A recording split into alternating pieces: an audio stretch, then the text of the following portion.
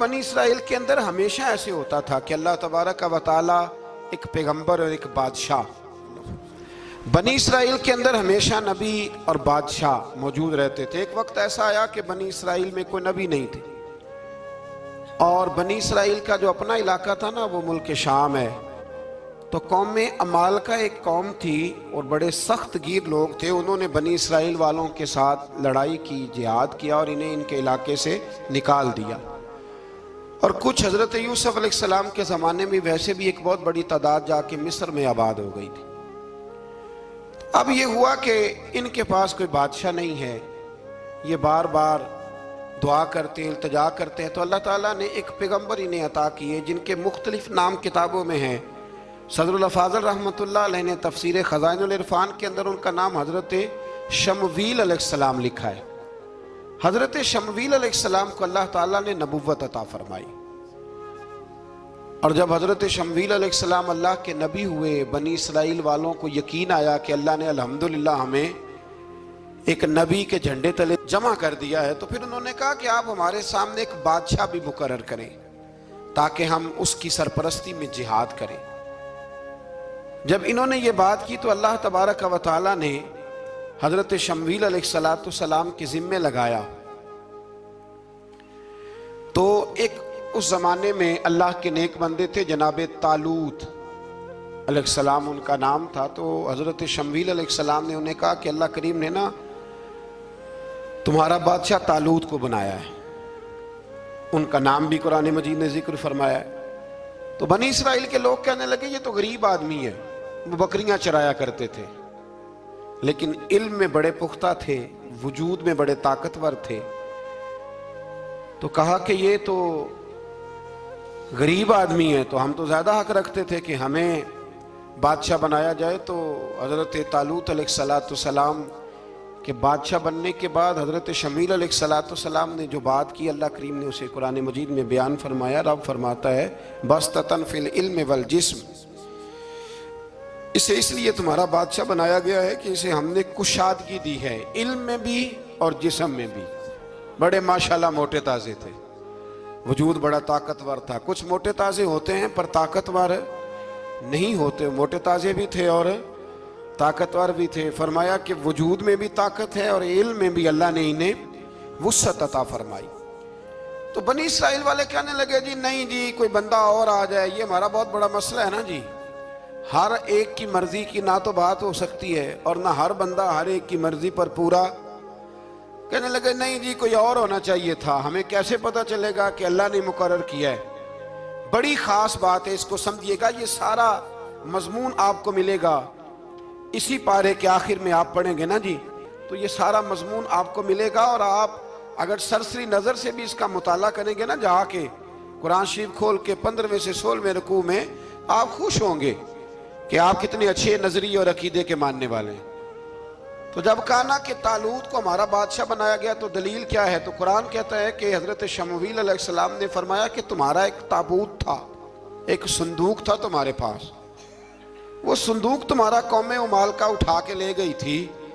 इनके बादशाह होने की दलील ये है कि अल्लाह तुम्हारा वो संदूक तुम्हें वापस कर देगा, वो तुम्हारा संदूक तुम्हें वापस कर देगा। उस संदूक में क्या है, वो हज़रत आदम जन्नत से साथ लेके आए थे, उसमें था क्या, तो कुरान मजीद कहता है कि उसके अंदर ना हज़रत हारून अलैहिस्सलाम और हज़रत मूसा अलैहिस्सलाम के तबर्रुकात थे। तबर्रुकात, कल मैं एक मौलवी देख रहा था, बेचारा एक बंदा ना मस्जिद नबी के साथ गुलाफ और शायद कोई कफन था, वो मस्जिद नबी की दीवारों से मस कर रहा था। तो वो कह रहा था नहीं इससे क्या होता है, तबर्रुक कोई चीज़ नहीं, अच्छे अमाल की वजह से बंदा बख्शा जाएगा। मैंने कहा तू मुझे मिले तो मैं तुझे बुखारी खोल के दिखाऊं कि हज़रत अब्दुर्रहमान इब्न औफ जिन्हें हुजूर ने कती जन्नती कहा, हुजूर के वजूद पर कुर्ता देख के कहने लगे हुजूर बड़ा ही सोना लग रहा है। तो फरमाया तुझे चाहिए, हुजूर मिल जाए तो क्या ही बात है। नबी पाक ने अता किया तो सहाबा कहने लगे अब्दुर्रहमान आपको तो ज़रूरत नहीं थी, आपके पास तो बड़े लिबास हैं, तो ये कुर्ता हुजूर ने कबूल कर लिया, कोई लेके आया और आपने मांग लिया। तो वो रो पड़े, कहने लगे पहनने के लिए नहीं मांगा, ये हुजूर के जिस्म से लग गया है, मैंने कफन बनाने के लिए मांगा है। तू कहता है हुजूर के तबर्रुक में खैर कोई नहीं। और आप यकीन करें उन लोगों पे हैरानगी है, हमने भी मरना है ना जी, बड़ी जल्दी कब्र में जाना है, वक्त का कुछ पता नहीं, लेकिन इतने अंधे होकर लोग चीजों को देखते हैं और इस तेजी के साथ गुमराही फैलाते हैं। मुझे बाकायदा किसी ने वीडियो भेजी और कहने लगा जी देखें कितनी अच्छी बात कर रहा है, लोगों को समझाएं। तो मैंने कहा नहीं, इसको समझाने की जरूरत है। और मैंने उसको देखा है, वो जो लाल रुमाल वाला, मैंने देखा है वो ढूंढ ढूंढ के जाहिलों को पकड़ता है, तलाश करता है, और अगर कोई मिल जाए बात बताने वाला तो फिर वो खुद पकड़ा जाता है। और कई दफा पकड़ा गया तो निकल गया है। अल्लाह ताला हमें समझने की तौफीक दे, हम सियाने हो जाएं तो ये दूर दूर तक नजर नहीं आएंगे इंशाअल्लाह। तो वो ताबूत आएगा, बनी इसराइल वालों से कहा ताबूत में क्या था सुन लो, और ये कुरान मजीद है। आज मेरी मानना ये 15 में से 16वां रुकू जरूर ही पढ़ना कि वो आखिर ताबूत में क्या था, खोलना जरा। कुरान मजीद कहते हैं कि हजरत मूसा अलैहिस्सलाम और हजरत हारून के तबर्रुक थे। तो तबर्रुक क्या थे? तमाम मुफस्सिरीन ने लिखा है कि हजरत मूसा का एक कुर्ता था, एक डंडा था, जूते थे, और जनाब हारून अलैहिस्सलाम का इमामा शरीफ था, और तौरात की कुछ तख्तियां थी। तो उसका फायदा क्या था?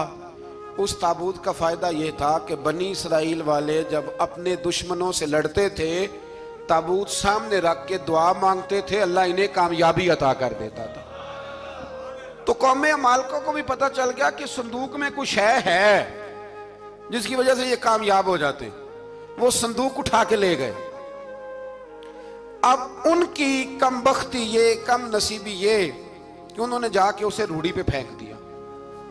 जब रूढ़ी पे फेंका तो उनके अंदर बीमारियां आ गई, वबाएं फूट पड़ी, मरने लगे, वजूद फूलने लगा।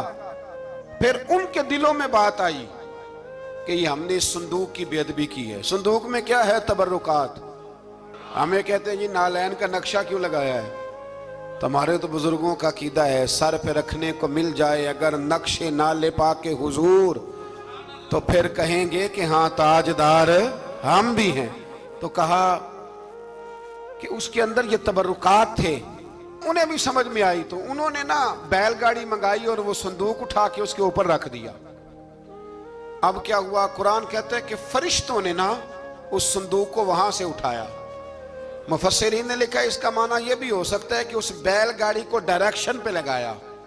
उधर से हजरत शमूएल अलैहिस्सलाम ने जनाब तालूत को बादशाह बना दिया और इधर से वो संदूक चल पड़ा। कहा भाई हम इनको कैसे बादशाह माने? तो फरमाया बादशाह इस तरह मानोगे कि तुम्हारा वो संदूक आ जाएगा। और कुरान कहते हैं उस संदूक में तुम्हारे दिलों का सुकून है, उसमें तुम्हारे दिलों का।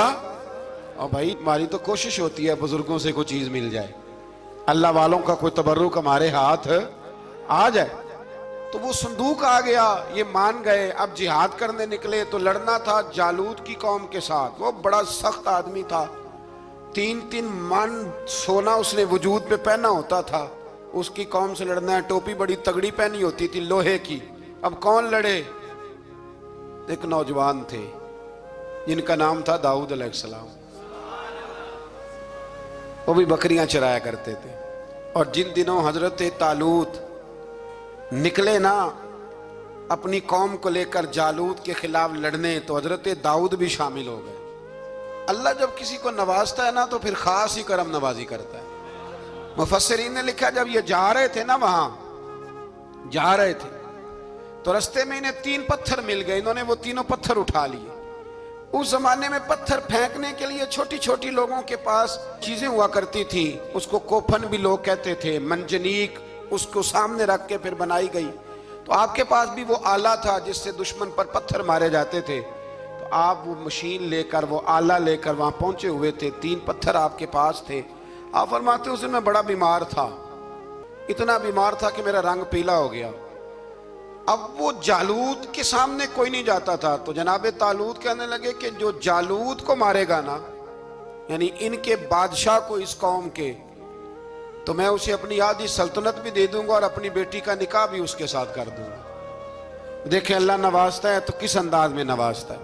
तो हजरत दाऊद कहते हैं वो दूर खड़ा था तो मैंने ना 3 पत्थर मारे। भाई हिम्मत करना तो हमारे जिम्मे है कि नहीं? मेरी मिल्लत का जवान कहता मैंने करना कराना कुछ नहीं, यानी अगर आप कहें ना कुछ करो तो फिर वो कोई काम करने की मतलब मामला। वो मुझे कल एक संगी कह रहे थे, कहने लगे जी अल्लाह के फजल से कुछ भी नहीं करना पड़ा, मुर्शद ने नजर कर दी। मैं क्या मैनू मिलनगे तो मैं उन्होंने समझावांगा कि कुछ करा के नजर करया करो, क्योंकि मेरे वो दोस्त हैं, मैं उन्हें जानता हूँ। नजर में बड़ा कुछ होता है, लेकिन अल्लाह भी तो बंदे पे बड़ी नजर रहमत करता है ना। लेकिन कहता है 5 नमाजें पढ़, रमजान के रोजे रख, ज़कात फर्ज हो तो अदा कर, ये सारे काम कर, सच बोल, दयानतदारी कर, फिर मैं अपने फजल से तुझे जन्नत अता करूं। तो ये जो रवैया हमने बनाया ये दुरुस्त नहीं। तो फरमाते हैं 3 पत्थर मैंने मारे, अल्लाह ने इतना फजल किया कि वो भी मर गया, और उससे छू के मेरे पत्थर आगे बढ़े तो उसकी फौज के 30 आदमी भी मर गए। 3 पत्थरों से 31 बंदे अल्लाह ने मार दिए। फरमाते इसलिए कि हाथ मेरे थे और ताकतें मेरे रब करीम की थी। तो हजरत दाऊद अलैहिस्सलाम के हिस्से में जनाब तालूत की साहिबजादी भी आई, आधी सल्तनत भी आई। काफी साल हजरत तालूत हयात रहे, फिर उनका विसाल हो गया, तो सारी सल्तनत हजरत दाऊद को मिली, और फिर अल्लाह तबारक व तआला ने उन्हें नबूवत भी अता फरमाई। ये दुनिया में वाहद पैगंबर हैं जो बैक वक्त नबी भी थे और बादशाह भी थे।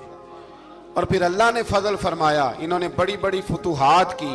और फिर हजरत दाऊद के साहिबजादे का नाम हजरत सुलेमान अलैहिस्सलाम, फिर उनके साहिबजादे का नाम हजरत। तो ये हुआ कैसे? ये सारा कुछ अल्लाह तबारक व तआला के फजल से हुआ, उसके करम से हुआ।